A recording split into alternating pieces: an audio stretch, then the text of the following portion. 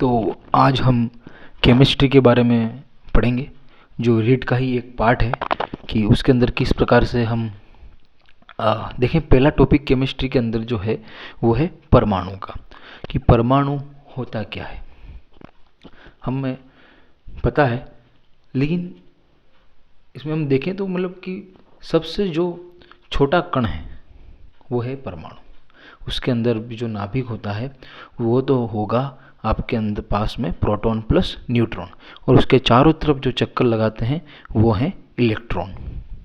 अब जो मैटर है, पदार्थ है, द्रव्य है या सब्सटेंस कहते हैं इसे, हम यहाँ से शुरुआत करेंगे इसकी, फिर हम और भी डिटेल में परमाणु के बारे में पढ़ेंगे।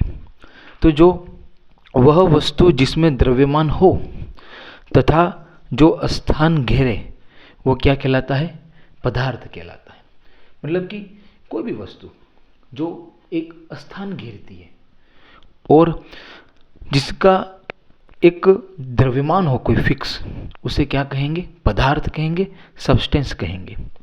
पदार्थ की अपने आप में जो है वो बहुत सारी अवस्था, ऐसे तो हम मेनली जो है वो सॉलिड, लिक्विड और गैस लेके ही चलते हैं, लेकिन इसके अलावा भी पदार्थ की जो चौथी अवस्था है वो है प्लाज्मा।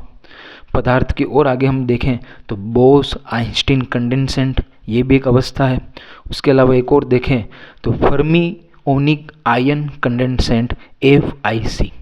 इतना डिटेल में अभी नहीं पढ़ेंगे हम इस पर चर्चा करेंगे। 3 सॉलिड, लिक्विड और गैस, पदार्थ की ये 3 अवस्थाएं हैं।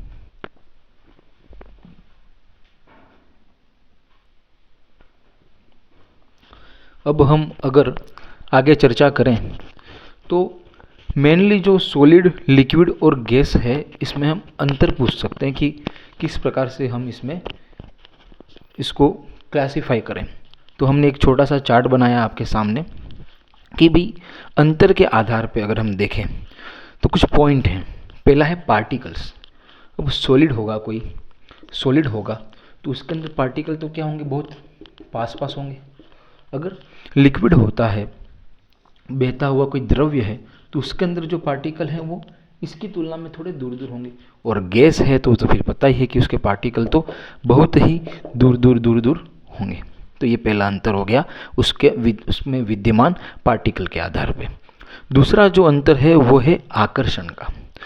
तो पता है कि भाई सॉलिड है, मजबूत है, तो इसमें जो पार्टिकल होते हैं वो तो एक दूसरे को बिल्कुल आकर्षित करेंगे। तो इसमें जो आकर्षण का जो गुण है सॉलिड के अंदर वो सबसे ज़्यादा है, सर्वाधिक अट्रैक्शन होगा इसके अंदर। पार्टिकल और पार्टिकल के बीच में जो अट्रैक्शन होगा वो सर्वाधिक होगा। फिर अगर हम बात करें लिक्विड के अंदर, तो जो वो अट्रैक्शन होगा वो इसकी तुलना में कम होगा, इसलिए तो वह बह रहा है, फ्लो हो रहा है उसके अंदर, क्योंकि उसमें पार्टिकल का जो अट्रैक्शन है 2 पार्टिकल के बीच में का, वो बहुत ही सॉलिड की तुलना में कम है। और गैस तो आपको पता ही है, कोई भी आप स्प्रे छिड़कते हो या अगरबत्ती जलाई तो उसका जो धुआं है वो जल्दी स्प्रेड हो जाता है, जल्दी फैल जाता है, क्योंकि उनमें पार्टिकल के बीच में जो लगने वाला बल है वो बहुत ही कम होता है। तो इसमें हम देख सकते हैं कि एरो छोटा कर दो और अट्रैक्शन बहुत ही कम होता है। उसके बाद अगर हम बात करें आकार की, आकार के बारे में बात करें तो भी अगर कोई सॉलिड होगा तो उसका तो आकार क्या होगा? फिक्स होगा। कि भाई जैसे ये आपके सामने मार्कर है, ये अब इस मार्कर का शेप फिक्स है, यहाँ रखो वहाँ रखो, इसका शेप में कोई चेंज नहीं होने वाला है। लेकिन अगर हम बात करें लिक्विड, अब लिक्विड मान लीजिए मैंने पानी एक गिलास में लिया, उसको किसी दूसरे में डाल दिया, तो वो तो उसका शेप ले लेगा। तो कोई लिक्विड का कोई शेप फिक्स नहीं है। उसके अलावा अगर हम बात करें गैस का, तो गैस का भी कोई शेप फिक्स नहीं होता। धुआं किसी भी डायरेक्शन में जा सकता है, कोई फिक्स शेप उसका नहीं होता। अगर हम बात करें वॉल्यूम, आयतन की, तो साहब सॉलिड का एक आयतन जो होता है वो फिक्स्ड होता है। आयतन कितना स्थान घेरता है वो फिक्स है। लिक्विड में भी फिक्स है कि चलो इसका इतना वॉल्यूम होगा, यहाँ 1 लीटर है, यहाँ भी 1 लीटर है आयतन की जो हम बात करें। लेकिन गैस के अंदर हम देखें तो इसमें भी जो आयतन है वो भी हमें देखें तो एक तरीके से परिवर्तित होता रहता है।